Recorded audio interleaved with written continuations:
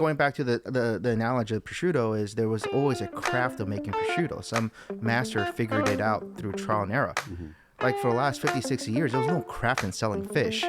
They just pushed that shit on pallets.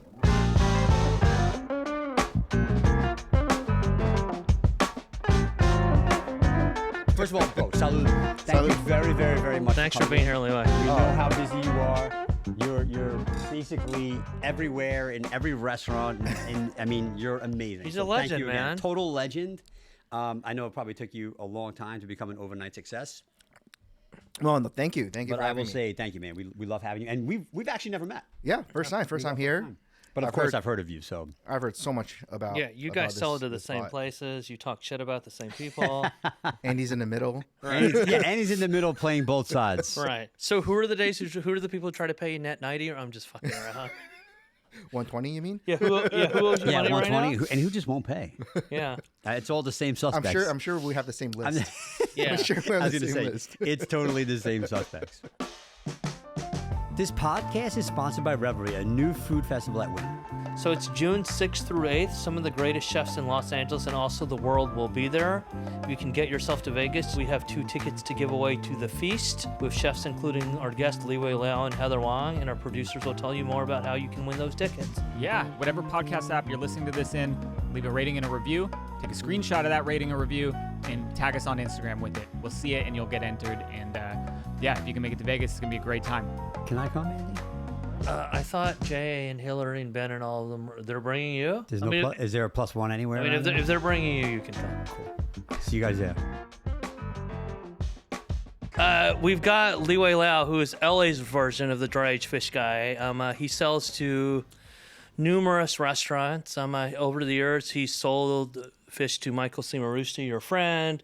He sold to Dominique Crenn. He sold to Wolfgang Puck. Most of the branzino you see in Los Angeles that people are trying to sell right now, like the ones at Enrique Olvera's restaurant, those are Liwei's. So we're just happy for him to be here. But the main reason we're here is this is industry only at the cheese store. Industry only does not exist without Liwei being Liwei, because a few years ago, we were doing a API market with the mayor's office at Smorgasburg. We're sitting there. All these other chefs are cooking. Liwei just has a bunch of smoked fish. He's just sitting there with like packaged fish. I didn't want to work too hard. Slicing my I did not want to. It's not even Well sliced. played, Liwei. It's Well not played. even sliced. It's like wrapped in plastic, and he's just having somebody else. So he's just standing there, like being famous and shit. And he looks over to me because everybody else is working. Poor Marco Kuda's like making chirashi like one by one. Yeah, his line was touching my table. Yeah. That's crazy. So Mark had this huge line, and then Liwei looked at me and goes, "This is fun. All these people are here. Let's have an after party." I'm like, "Liwei, we're in the middle of this. What do you mean let's have an after party?" He's like, "Let's have an after party at the joint, my fish store." I'm like, "Okay, Liwei. You're always crazy, but I'm willing to hear you out. When would you like to have this party?" He's like, 3 hours from now? And I'm like, okay, we're not having it 3 hours from now. And then Liwei came back to me, the counter proposal, which was just, how about 1 week and 3 hours from now? Wow. So we did that party, invited 40, 50 people. They brought their staff. Maybe 100 people showed up. And I mean, you guys were at Channel last week. You know we're about to activate in Vegas. This has grown out of Liwei's idea to have an after So what party. you're saying is that oh wow, we have another surprise here for Liwei. We have a surprise. All right. This is the cheese store. This is Hills, love. right? This is love No, to, this is to the- Ben Cito, who's cooked at WP24, who I think knows a few things about Who making also Chinese opened food. Mota in Singapore, worked under Calicia, worked under a variety of unbelievable chefs. So we're lucky to have his talent We here told in him the you were kitchen. Taiwanese, Liwei. I hope that was okay. Holy shit, that's awesome. The Taiwanese version. Which one has extra pork belly? It's the one closer to me. I love it. So we didn't make a fish dish for Liwei, is that correct? That's correct. All right, good. Oh yeah, because whenever you try to give Liwei Yeah. steamed fish with ginger and scallions, imagine like you're at some other place and somebody gives Dom a cheese plate. Yeah. Yeah, we can't have that. We can't have that. Okay, so thank you, Chef. So basically, just getting back, and we'll I wanna hear about this dish, and I wanna learn a little bit about it. But anyway, I wanna get back. So what you're saying here, Andy, right now is Industry Only was born and was conceived at Smorgasburg in L.A. How many years ago? 3 years ago, I think inside the stand where Liwei had this idea, and in fairness, like, in future episodes, we're going to talk to some of our friends, including Carol Chin and Heather Wang. There are all sorts of origin stories. Carol used to throw crazy dinner parties. Liwei was there. That's when we first connected. Liwei in some way thinks that was the beginning. But in reality, the after party after we did API LA Market is just what kickstarted this. All right, so we've never met before, Liwei, but like I said, I've heard about you throughout the city and nothing but great, amazing things. Why don't you just tell like some of our listeners, like, how did you get started dry aging fish when that doesn't sound appealing to me, but after I taste it, I'm like, holy hell, like this is amazing. Like, what made you get into dry aging fish? I see meat, I don't understand fish. Let's go back to where have you tasted dry aged fish? Only in restaurants that I sell to, that you also sell to, that have your product. So, Okay. but I would just think, just in general, like Okay. when I think of dry aged fish, I don't think of something that is just like, oh my God, like I gotta have that. How do we get that? But then when I taste it, I'm like, holy hell, like it all makes sense. Do you want to explain sushi to him and how it works, Liwei? I mean, Well, how far back do you want to go? How far we have far a half back do you hour, wanna Liwei, go? so make it quick. Yeah, I'll make it quick. It didn't start off as dry age fish. Let's just put it that way. Okay. Right. I grew up fishing. My family had a boat. The Where boat. you from? Where you from? I'm from New York, actually. Bayside, You- Queens. Wow. Okay. All right. Grew up, Queens I hope you boy. didn't eat the fish from that water. Well, No, I'm just kidding. no, that's why our boat was in Connecticut. We've always drove 45 minutes north to Stamford. Really? We still have the original dock slip. Boat's still there. My old man still fishes like during the season, if not every day, every other day. So, I grew up in a family, in a household that we were just fishing as much as some commercial fishermen would be doing, And this was for fun. This wasn't For for fun. money. This Pure- was all just to feed your family and like. not even to feed the family. I mean, we got overeating it. It was literally just for the act of fishing. I mean, Right. it was just so when you get past a certain point of catching fish, you value the table fare a lot more. Everybody wants fresh fish, right? That's like the program way of thinking for people. I just want the freshest fish. Trust me, we've eaten fish as fresh as it can be. Grilling it on the boat, slicing it up as sashimi on the boat. It's nasty. It's gross, right? So we've developed kind of like a certain way of caring for this fish once it leaves the water. As soon as we catch it, a process starts. And for 20 years, 25 years, we've been doing it in the sound of, Connecticut. And we never called it dry aging fish. We just took care of it in a certain way. And time was an element to that care. Right? So it took time. And then from there, kind of just develops. Like, when I first had the idea of opening Joint Seafood in 2013, 14, and then, didn't sign the lease till 16. When I first opened, I didn't think about selling dry aged fish at all, but I knew how to take care of fish. I tried to mimic what other fish markets did in town. You know who the big players were back in 2015, 16. Sure. I visit them and take a look. And one thing I could never get over was when I walked into any of those shops, is it stunk like fish. It was fishy. Right. So is that a sign of freshness, or is that a sign of like, what is that a sign of? What should it smell like? If I go into a fish place, what should it smell like? It shouldn't stink. Got it. It should not stink. So what dry aging does, it actually it clarifies the flavor. Liwei and I have talked about this before, but it does a lot. It's by removing the impurities, the things that you don't want in the fish. Right. Mm-hmm. Right. So you see how you have all this stuff here hanging and it's dripping off moisture. So when Watch your sweatshirt, by the way. I'm just kidding. but we want to purge a lot of that impurity, and that's what makes fish smell like fish. Mm. And if you have an accumulation of all this impurity inside this facility, it's always going to smell like fish. So, when we first opened Joint Seafood, I tried to mimic what other seafood markets were doing. It just didn't make sense to me. Like how people commercially was doing this for decades. I said, okay, stop. I'm going to stop mimicking them. It's not working. I don't believe this fish should be sold this way. So then I just start tinkering and start figuring out how to apply what I know on taking care of fish into into into volume, right? How do I get it? How do I sell, hundreds if not thousands of pounds a day, but take care of fish as if I'm only, selling one fish. And you know who believes it now? Providence, your friend Rob at Stella, Saito, Tsushinoto Makase. So it's like, look, I'm not trying to be, Liwei's agent or publicist, but the reality is I can't go to restaurants in LA, without realizing that, like, okay, this started as like just, one guy who, whatever, I think, had a boba truck and then wanted to open a coffee shop and a fish market. I mean, maybe with some all over the place. Yeah, with some crypto money. I mean, this is like, dude, this is like a Mad Lib thing, right? And now, like we said, Stella, Sushi Note, Providence. I mean, that shows the kind of range, Enrique Olvera. So, and the Durango Casino in Vegas, which is a good segue because it's like, look, I don't even know how this has happened, what Industry Only has turned into, but during World's 50 Best Week,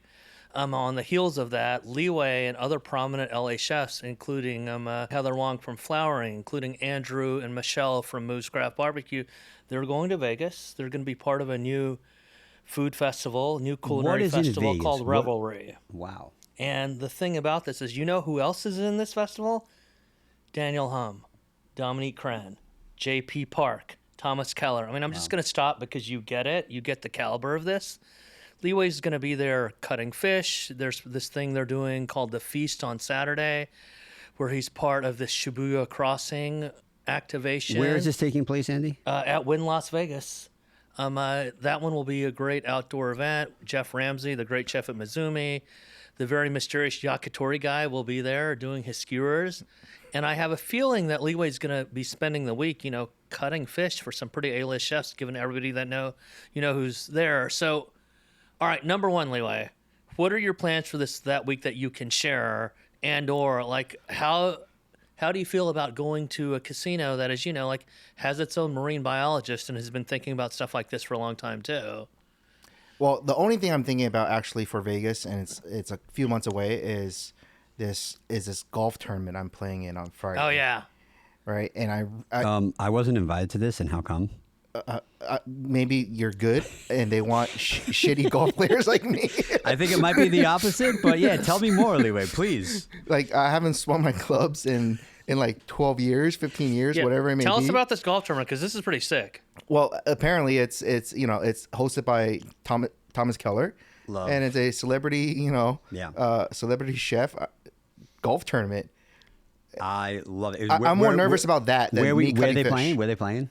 I'm sure it's at the Wynn golf. At the Wynn. By the way, I've played that course several times. Yeah. It's amazing. Yeah. It's amazing.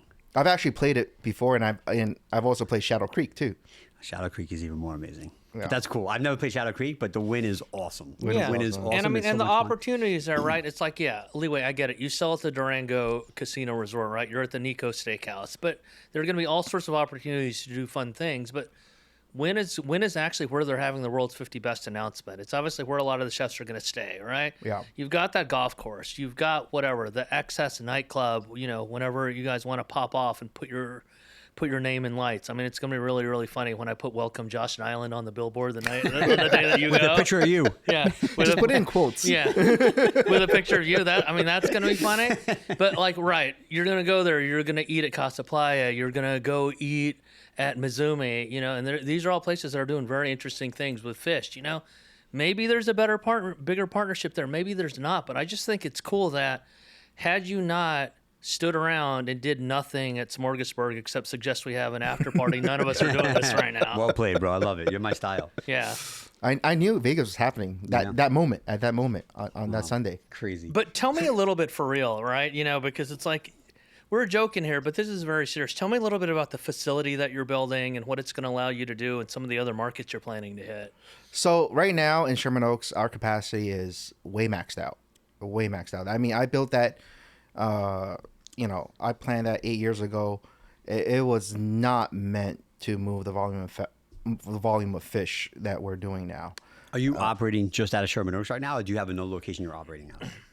Okay. Just Sherman Oaks. Okay, great. I love it. And how many restaurants just in Southern California right now? Just in Southern California are close to 40. Awesome. on a weekly rotation. Sure. Right. But people that buy occasionally on the roster is about 74. Wow, that's awesome. Yeah, in the 70s. So I mean, some restaurants, the way they buy fish is they're going to come and go, 100%. It's not going to be like, consistent where they're going to take your fish year round. Chefs get bored. They have to change their menu. They have to play with different things. Change it up for the season. And yeah, so we have a rotating roster of a good amount of restaurants in LA around nation, as far as the East Coast, Florida, DC, Tennessee, New York, San Francisco, all around. Right. Vegas is a big one and in the now. rest of the California, I mean, you're talking about the real groups that we all think about, right? Bell's Bar La Côte, right? You work with them.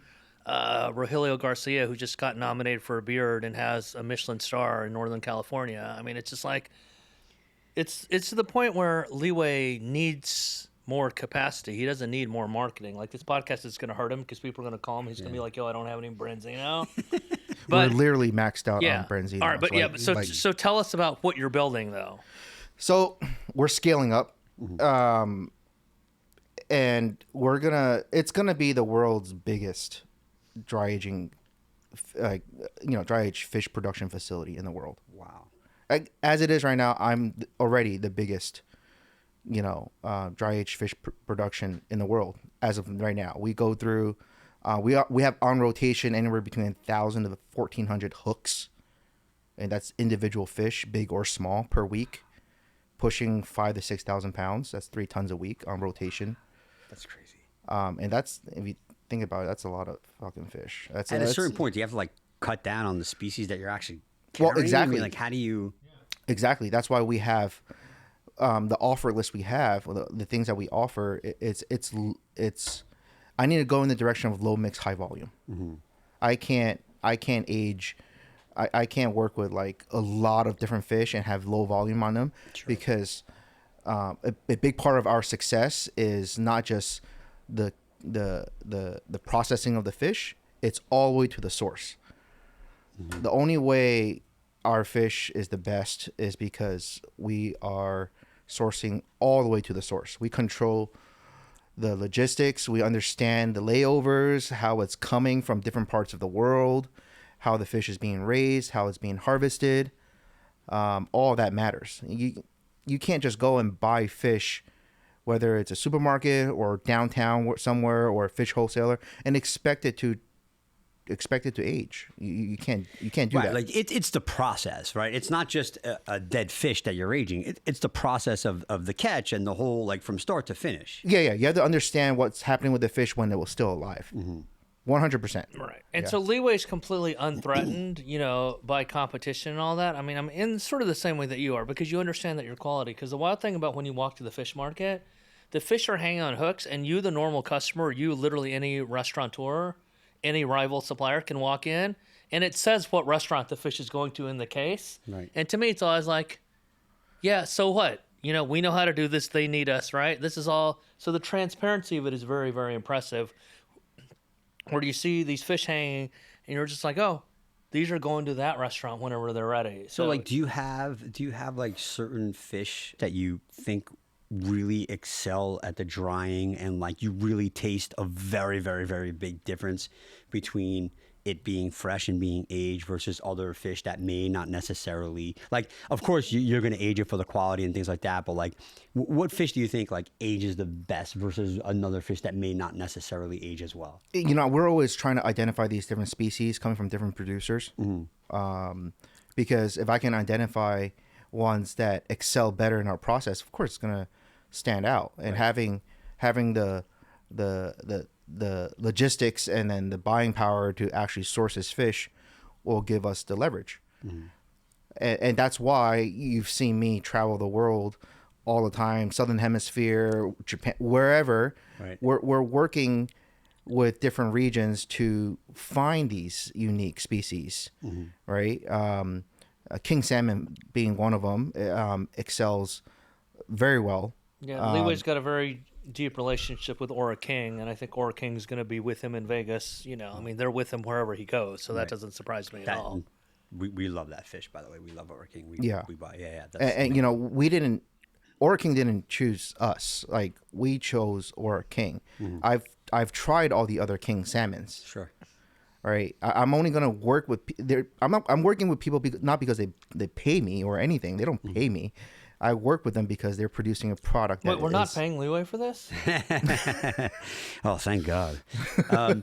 But there are some people, like, in the Southern Hemisphere, just to like work with him. It's like, right. No. There are people that everyone's looking for the kickback. But this is another interesting part of the conversation, right? Because people used to think, all right, fresh. It has to be fresh. Another thing that people used to think, well, like, it has to be wild. It's just things that people heard. Talk a little bit about how something like Ora King, they can create an ecosystem where arguably it's better than wild, right? Because otherwise you wouldn't use it. Man, I've been there twice in the last 6 months. So explain to everyone listening, like, where is Ora King, and give us a little bit of a background. So Ora King is a producer out of New Zealand. The company is called New Zealand King Salmon Company, and they are the oldest salmon producer in New Zealand. They have a facility in the South Island, okay? And the facility is essentially the hatchery. The water they get is coming from this old spiritual spring. Okay, the water coming out of the spring is one of the clearest in the world. One of the clear, it looks. You can take a picture with your phone without filters, and you'd be like, "Holy shit! What are all of those colors?" Right? Mm-hmm. So this spring feeds this farm that hatches all this king salmon, and then they make sure that the water leaving this farm is cleaner than when they got it. And how do they do that? It's going through a fish farm, and the water coming out of the fish farm tested is cleaner than when it went into the farm. Wow. That just says something about their operation.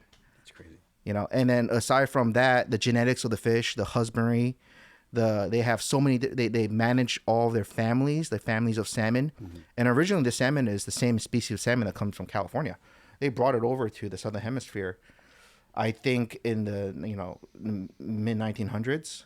And that's when this hatchery has started. So they have all this data, all this history of producing a breed of salmon that is superior to any other producer in the world. Right. And so keep in mind what we're saying, that, the fishmonger who sells to all of these top-end restaurants in California and beyond is saying, hey, there's a salmon out there that isn't wild salmon, but it may be the best salmon. I think the thing that we're realizing now in the world is this, like, a lot of this stuff should be rethought, because it's not just Liwei saying this about Ora King. By the way, Ora King's not paying me. I've never met these people before in my life, but I keep hearing chefs talk about this. Well, we're actually taking sponsors, so Ora King, if you're listening. Yeah, I mean, does it work when you do it like that? I don't know. We should give it a shot. I mean, we have one sponsor, Big Noise Beer is the official beer of industry only, and we're going to crack these open like the best whenever we eat Taiwanese food. But yeah, they are our sponsor. But sure, we're still listening more. But I'm just saying that it's wild where, Liwei's tagline is fresh is boring, right? Because it's just a lot of what's happening in the food landscape right now is just changing things. But I want to talk about what's next for you. So you've opened hand roll bars. You have a couple of hand roll bars now. You're looking to open other things. Tell me what the next year or two looks like for you.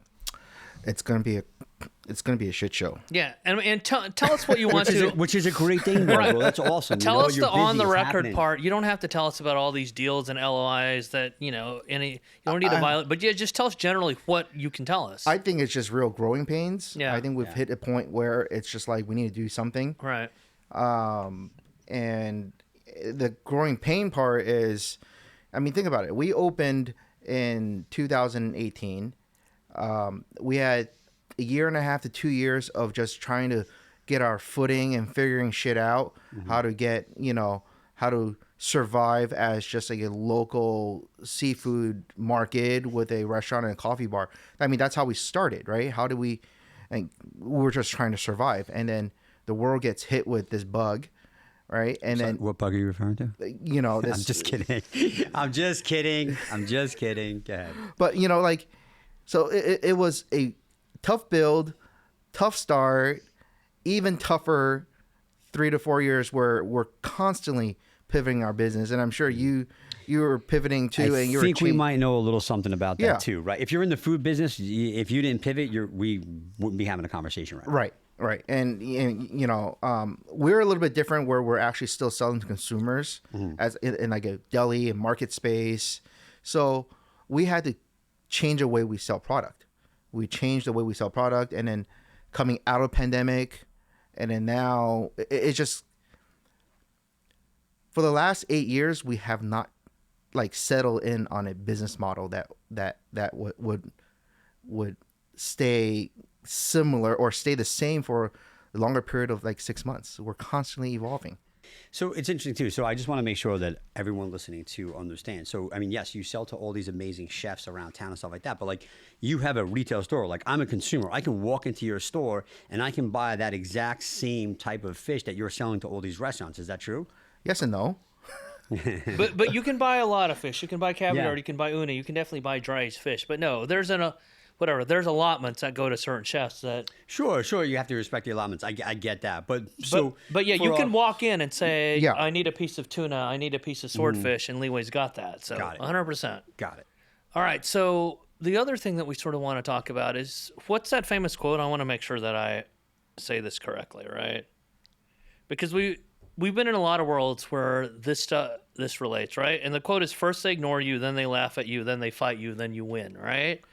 Do you really ever win though? Yeah. I think you continue to fight. Yeah, you continue to fight. You continue to fight, but you're also winning. But without naming any names, right? You've certainly had experiences where chefs have walked into your shop, been like, "This is ridiculous. It makes no sense. I've been serving fish a different way for years. Why do I care about this?" And then 2 years later, they're in some LA Times or Eater story saying, dry aged fish is the best thing, and Liwei taught me about it. And it's like, how does it make you feel that like you weren't ever trying to be an evangelist, but you just became that person, right? I mean, maybe it was because I'm naturally stubborn. Yeah. And you know, it was a very good thing I never worked in the industry because I would have been programmed a certain way. I think this was 100% me just approaching a problem completely outside of the box, applying everything that I know to figure out a solution. Yes, I've looked at a lot of different things that they've done, right? And I'll just decide for myself whether I think is that a good solution or is that a shitty solution? Because a lot of things that people do, they just do it because they've done it for a long time. Yeah, it's like comfort zone, right? Right. Like, Yeah. yeah. It's like the way that they make prosciutto. It's probably correct. Maybe there's a better way to do it, but they're never going to consider if there is, right? Yeah, yes. I mean, yes and no, right? Like, you still want to be innovative, but in the same respect, like, you have to honor the old tradition in some ways. 1,000%. 100%. And it might take you literally 4 years to find out if you can make prosciutto better or a different way. So the stuff takes patience too, you know? Yeah. But the fact that you're willing to try and go down and try these new and different things, like that's sort of a big part of the equation. Well, you see what works, see what doesn't, right? Like, right. But I think going back to the analogy of prosciutto is there was always a craft of making prosciutto. Some master figured it out through trial and error. Mm-hmm. Like for the last 50, 60 years, there was no craft in selling fish. Right. They just pushed that shit on pallets. There was never a craft of selling and the fish. omakase masters in Tokyo are dry aging their own fish, but it's not like they're the ones who are like, oh, I'm gonna go blow this up on social media that like this is 22 days or whatever. I mean, it's like some of those people don't even know how to use a phone, you know? Right. Yeah.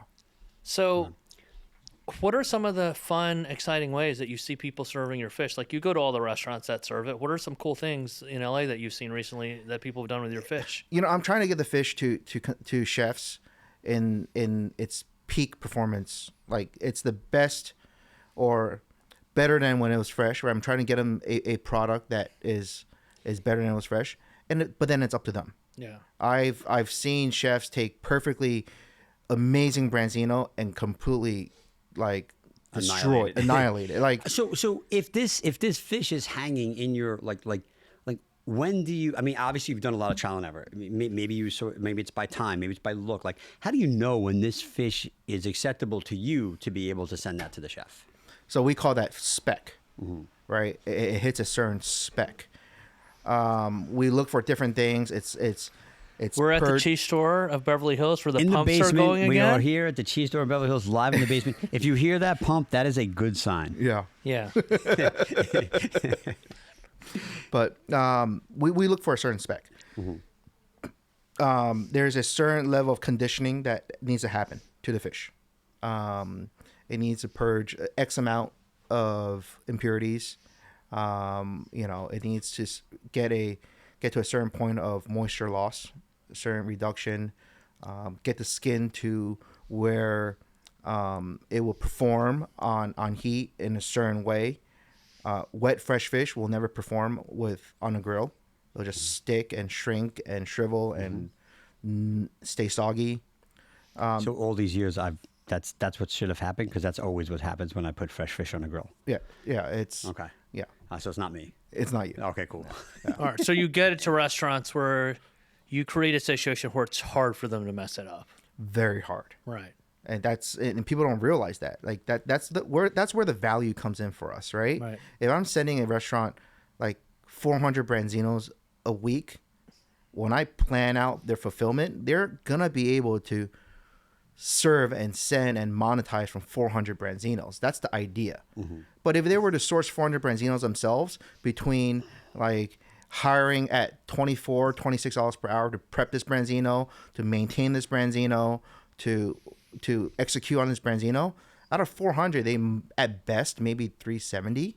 Right. So Liwei. And they don't have your experience. Yeah. So Liwei's price per pound obviously is going to be higher, but when you factor in the lack of labor required, that's sort of the entire pitch.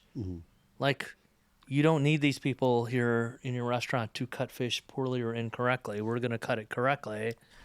Right. At the end of the day, yes, it's more expensive per pound on the invoice, but your total cost of ownership when the plate hits the consumer's table, it's going to be lower over time. Sure. And also too, I mean, listen, like all the chefs that you're selling to, like these are customers that are coming to restaurants that are probably well traveled, that could afford to spend this, and also too, like they could appreciate if someone doesn't appreciate that quality, then they're not your customer. So you're in a very small niche. I actually relate a lot to what you're saying, because I feel like we're in the same boat where, yeah, like we're giving you a quality product. Yeah, and we're people not can go buy price-focused. fish at Whole Foods, at Gelson's. Yeah. I mean, they can go buy food at Vons. They can go buy the stuff at Vons or whatever. But it's like you make a choice. I just had a consumer email us about some stupid mussels, and because they don't understand mussels, they're like, "Oh, It's $2.99 a pound here. yeah, we went to Pavilions and got fresh mussels and yada yada yada yada yada yada." I'm like, okay, you want a credit, and you're not going to get a store credit. There's nothing wrong with called mussels. not your customer. Yeah, Right, like, and that's okay. You're not for everyone, and I think that's something really special about that. Well, speaking of not your customer, because, the thing that people don't realize is, like, they think you sell things expensively at the cheese store, inexpensively at the joint, you're just making bank. In reality, like, look, we know the margins of this business aren't high, but they allow you, because you have all these luxury products, to do crazy things. Like, tell us a little bit about the Basque cheesecake with a stray of caviar that went viral, just because this is what happens at our parties. So I think that's the best way to end before we start eating, because that's what industry only is, right? And I want to talk about what's on the table. Yeah. So please go ahead, Liwei. yeah. I mean, I think that all started with me not seeing caviar for what it really is. I just see caviar as a salt. Right. It's a condiment. It's for umami salt. condiment. For It's a Liwei, condiment. it's a If I condiment. aged it, Liwei, would you think differently? We age Oh, he caviar. ages it. Okay. Yeah. Yeah, There you just go. the same That was way. a good plug on my part, by the way. I did my research. So explain to people, or I will a little bit. So I mean, we had Mark this, Okuda from the Brother Sushi shows up late at every party. Tell me Right. what happened. he brings cheesecake. Basque cheesecake from our friend Janet, who has Jante cheesecakes now. Yes. One of the best locally. She makes it's a craft. She makes one thing and she makes it very well. And I've seen it progress. It's actually getting better and Yeah, better no, and it's better. great. She comes to all of our parties, and she's met chefs who are like, you got to serve this at my restaurant now. We got to do a collab. She's Right. great. And I'm just eating it, and my drunk self is just like, this needs something, right? And I'm just looking at my like fridge full of like caviar. I'm like, I'm just gonna do this. Just pop it in. How pound it many up. grams? You got to explain this to I people. don't think in grams. I just think in tins and spoons. I never measure my. I got a new nickname, by the way. They start calling me Uncle Caviar. No, that's fine. Wait, did somebody? Is that the joke Instagram account or something? No, it's not a joke. It's a real thing. All right, Uncle Caviar. How much caviar do you think you put on the Bath cheesecake? I mean, it should be like a 1-to-2 ratio. 1 part caviar, 2 part cheesecake. Okay. Okay. That should be. So he let me carry the one. he Yeah, covers 50%. this, and it's at a party where it's a bunch of chef people are drunk and Instagramming, and then it goes viral. And then a few months later, Dave Chang comes in the shop and he gets one and he makes it go viral again. I mean, every holiday you're going to be selling these cheesecakes now, clearly, right? Yeah, he was upset at me. Why was he upset? He's like, "Fuck, Liwei, I didn't think of this." You can curse on this podcast, by the way. You're good. You can curse as much as you want. That's awesome. That's hysterical, by the way. Right. We That's can awesome. upset Dave Chang's one. Dave Chang has a Vegas restaurant, but not at any casino where we're activating. So whatever, talk as much about Dave as you want. Cheesecake, Talking yeah. about the Boss cheesecake, Yeah. you looked at the corner of your eye. You couldn't It was find a salt spontaneous. shaker, so you found some caviar laying around. You threw Yep. it on top of the cheesecake, Yep, and it and just it just worked. took off. So here's what I predict. There's going to be some after hours party in Vegas, right? Where it's going to be like industry only. Can I get an invite to this? But I feel like I'm not invited to anything. I would love an invite, Andy. You should invite me to this after. Well, that's the thing. You industry gotta- only. yeah. You for civilians, you get an invite, right? Yeah. I don't think we're civilians. I've never RSVP for a single. yeah, no, industry you only. just Yeah. show up and you have Yeah, Liwei and literally food in hand. And you're literally, ready to we go. have a list of 300 people RSVP. People are begging, and there's like, at this point, 8 to 10 people. Liwei, Mark Okuda. I don't want to embarrass the rest of the people. We're literally like, they never RSVP, and they're just going to show up. But if they don't show up, it's like 10:30, and people are like, wait. Why isn't there Aura King salmon? Where's the chirashi? I Where's waited the late best for Mark. cheesecake with the caviar? But we should probably bring some of Janet's cheesecakes to Vegas for our after party because I think Janet? Vegas there's caviar. Oh, she's definitely listening. All right. You got to bring your cheesecake. All right, Eve. I know people ask Estrella for all sorts of things all the time. This is actually the real ask. Come to Vegas and hang out with us. Wow. Also we don't have a Wow. caviar sponsor. Oh, We're not here we go. asking. We're not asking. We're telling. So no, I just think that like it's going to be a great time at Vegas. Go to LasVegasRevelry.com. You can see what Wynn is activating all week, like throughout. You know, their executive chef Chris Lee is hosting a dinner as well. But I'm just excited because how wild is it that this grew out of Smorgasburg and now we have Moose Craft Barbecue, Flowering, The Joint, all at Wynn. And not even because I did anything, but because they're now part of the conversation where they deserve to be there, right? That's what, all these Vegas casinos, they're trying to be, more down with LA, as you know, because they see the patterns of who's spending money, what the big weekends are. And I mean, it's just going to be really, really great. Like when we literally, we're, popping off somewhere in Vegas and there's going to be a huge billboard of Josh and Island. And we're so excited that we kind of helped make that happen.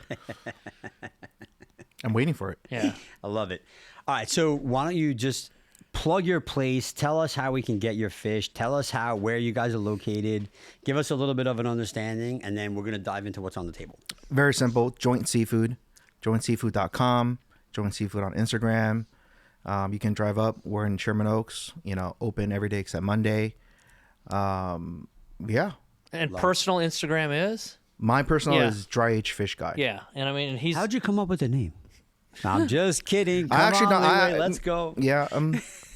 Oh yeah. So you're gonna go to his Instagram and you're gonna see a bunch of videos, but you're also gonna be like, oh, I don't think this guy does anything except try to sell scissors. But I've heard the scissors are pretty good. Great story about Liwei's scissors for cutting anything that you want in the kitchen. So we're doing a pop-up at a restaurant. Industry Only is doing a pop-up at a restaurant called Fine Company. Roy Alamari, he's a chef who used to cook at Bellagio. The second that he found out that Liwei was affiliated with Industry Only, he goes, oh, I bought those scissors. And I'm like, wow, that Instagram marketing really, really works. All right, Well, I mean, time weren't to we- private label scissors. Yeah. They are private label. They're like Yes. custom scissors. Yeah. Weren't we in New York and we sat down? Where was this? Where were we? We were at Crown Shy. It was Crown Shy. Yeah. We sat down and I can see my green scissors across the dining room Oh, no way. in the kitchen. That's cool. This is Crown Shy, James Kent's restaurant. James used to work for a chef named Daniel Hum, running some kitchens for him. So think I heard these of him. guys don't know anything. Yeah, I think I heard of him. Yeah, Although he's not slinging fish anymore, but still, we heard of him. yeah. All right, so Liwei, the great Ben Cito made you a Taiwanese version of glutinous sticky rice. I think we got to eat. I think we got to pop some Big Noise beer. 'Cause- And 1000% we need to pop the Yeah. beer. And also too, I heard a little rumor, a little birdie told me that you love Italian cured meats or cured meats in general. Yeah. I mean, Right? Yeah. Coming from the dry aged fish guy. So we have a nice little setup here. We have some 24-month aged prosciutto. We have real culatello that's aged for 15 months. And then we have pata negra bellota. And then we also have some andouille, Oh my god. which I'm not at liberty to say where we got it from. Oh my gosh. And then, of course, we made a little bit of this lardo toast. Yeah, and I already ate one of those because I have no manners. I don't care. we all noticed. Andy, we heard you chewing too, by the way. But you see, gotta like keep it real. this is my food. Like, like. So he doesn't eat. He eats fish. He doesn't eat. He eats Well, fish. I Sick okay. of fish. I sample fish all Sample day fish. long. Oh yeah, yeah. Right. You're not. Yeah. So it's like, if I go out to a restaurant, the last thing I'm going to order is fish. Right. Right. Yeah. I can't. I'm automatically. I'm going to judge. I don't want to do that when I'm trying to enjoy dinner, right? And give me pork, chicken, beef. Halfway through this episode, we were actually going to bring out steamed fish. I told him to can it and bring out this. Yeah, I we're just want you to know. gonna give that. We're gonna give that to future guests. Yeah, and yeah, tell that's- them. Yeah. Staff meal. It'll be staff meal now. No, but I mean, thanks for joining us. Thank you. Liwei. Seriously, you for thank you, man. having We're me. so excited for you. We're so happy that you had the time to come and visit us. We know how busy you are, so thank you very much for doing that. I appreciate it. And seriously, man, keep doing what you're doing. You're changing our industry, and it's pretty special. So thank Thank you. And No, this thank you for is having me. industry only at the cheese store, and we gotta eat now. Live from the cheese door basement.